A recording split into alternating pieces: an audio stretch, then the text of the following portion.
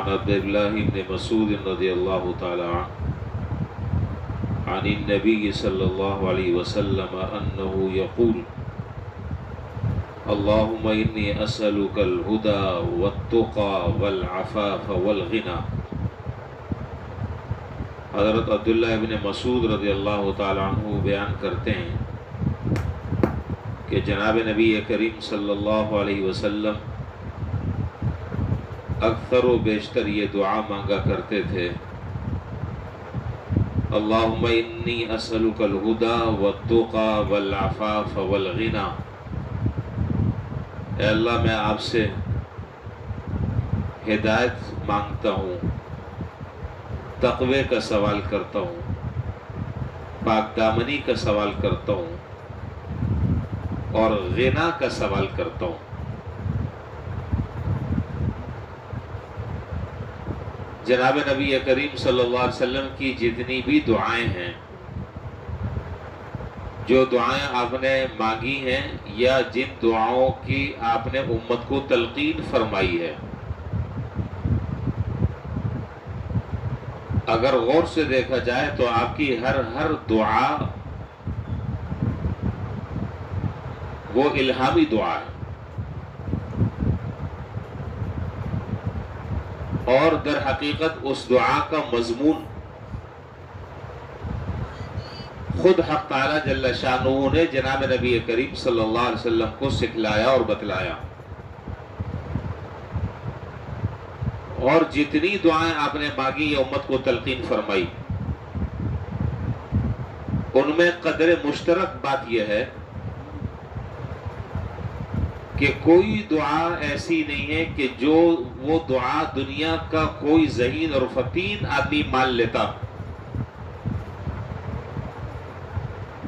کتنا بڑے سے بڑا ذہین اور فطین آدمی ہو، اس کا دماغ اور اس کی عقل وہاں تک جا ہی نہیں سکتی۔ جن دعا کو اللہ تعالیٰ سے جناب نبی کریم صلی اللہ علیہ وسلم نے مانگا، آدمی نہیں پہنچ سکتا وہاں تک۔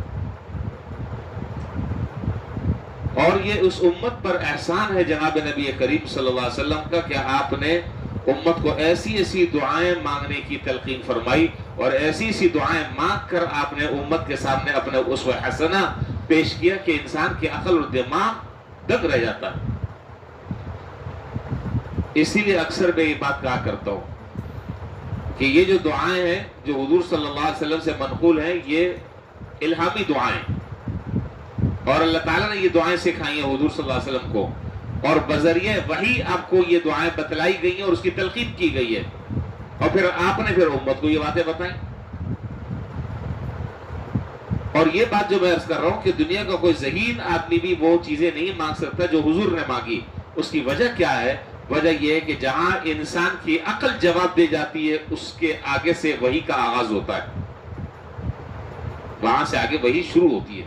جہاں انسان کی عقل جواب دے جاتی ہے، آگے کوئی راستہ نظر نہیں آتا، وہاں سے اب شریعت رہنمائی کرتی ہے، اللہ اور اللہ کے رسول رہنمائی کرتے ہیں، جس کو وحی کہا جاتا ہے۔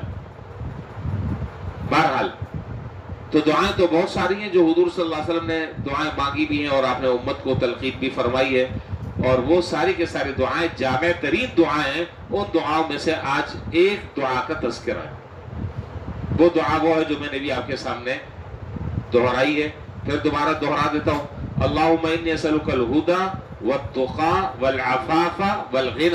اس دعا میں جناب نبی کریم صلی اللہ علیہ وسلم نے 4 چیزوں کا اللہ تعالیٰ سے سوال کیا ہے، 4 باتیں مانگی ہیں، 4 چیزیں مانگی ہیں۔ اور حقیقت یہ ہے کہ یہ دعا جس کا اس وقت بیان چل رہا ہے، یہ دعا اتنی جامع ہے، اتنی جامع ہے کہ دنیا اور آخرت کی کوئی چیز اس میں ایسی نہیں ہے کہ جو چھوڑ دی ہو۔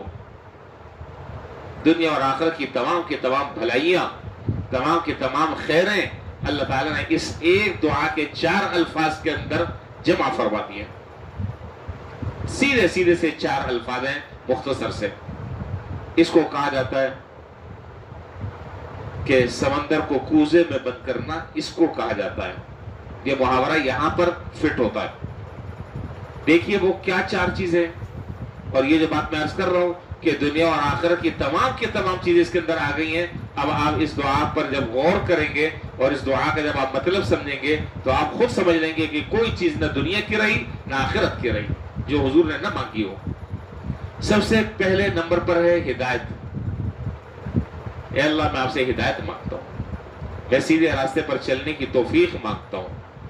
فرض کر لیں خدا نہ خواستہ اللہ نہ کرے اگر آدمی کو ہدایت ہی نہ ملے اور ہر نماز کی ہر رکعت میں سورہ فاتحہ میں ہم اللہ تعالیٰ سے یہی دعا مانگتے ہیں، کیا؟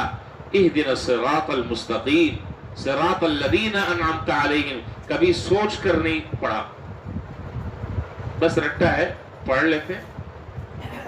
تو سب سے پہلی اور بنیادی چیز انسان کی دنیا اور آخرت کی صلاح اور فلاح کی وہ ہے ہدایت۔ اگر اللہ تعالیٰ ہدایت دے دے کسی کو تو پھر کیا چیز باقی رہ گئی ہے؟ پھر تو دنیا کی بھی ساری چیزیں مل گئی ہیں اور آخرت کی بھی ساری چیزیں اللہ تعالیٰ نے عطا فرما دی۔ بہرحال اس کی بہت زیادہ تشریح ہو سکتی ہے لیکن وقت کی قلت کی وجہ سے بس میں ضروری گزارشات پر اکتفا کر رہا ہوں۔ سب سے پہلی چیز مانگی ہدایت۔ والتقیٰ، نمبر 2 میں آپ سے اے اللہ تقوی مانگتا ہوں۔ پورا قرآن کریم جگہ جگہ اللہ تعالیٰ تقوی کا ذکر کر رہے ہیں۔ اور ایک بزرگ نے بڑی عجیب بات لکھی اور بڑی عجیب بات ارشاد فرمایا کہ ایسا لگتا ہے کہ قرآن کریم جو فرض کر لیں کہ قرآن کریم جو ہے ایک اب میں اس کو کیا تعبیر کروں، یوں سمجھ لیں کہ اللہ تعالیٰ نے قرآن کریم میں تقوی کا اتنا کثرت سے ذکر کیا ہے کہ ایسا لگتا ہے کہ کوئی میٹھی چیز ہے اس کے اوپر میوے سجائے گئے، میٹھی چیز ہے حلوے پر ماشاءاللہ سبحان اللہ، باقی باتوں پہ تو سبحان اللہ کہہ نہیں رہا، مولوی تو میٹھے پر تو ماشاءاللہ کہتا۔ اچھا جی، تو میٹھا ہے، اس کے اوپر کاجو ہے، بادام ہے، پستہ ہے اور ڈرائی فروٹ سے سجایا ہوا ہے۔ تو اللہ تعالیٰ نے قرآن کریم میں تقوی کو ایسے سجایا ہوا ہے، ہر صفحے میں کہیں نہ کہیں آپ کو نظر آئے گا تقوی۔ یہ تقوی بھلا کیا ہے؟ تقوی یہی ہے، سیدھی سادی سی بات ہے کہ اللہ تعالیٰ جن چیزوں کو کرنے کا حکم دے رہے ہیں ان کو کر لو، اور جن چیزوں سے اللہ تعالیٰ تمہارا ہاتھ روک رہے ہیں ان سے رک جاؤ۔ یہ تقوی ہے۔ تقوی کوئی ایسی چیز نہیں ہے کہ ہم اور آپ اس کو حاصل نہیں کر سکتے، کوئی حکم اللہ تعالیٰ نے ایسا نہیں دیا جس کی استطاعت ہمارے اندر نہ ہو۔ تو دوسری چیز مانگی، اے اللہ میں آپ سے تقوی مانگتا ہوں، تقوی۔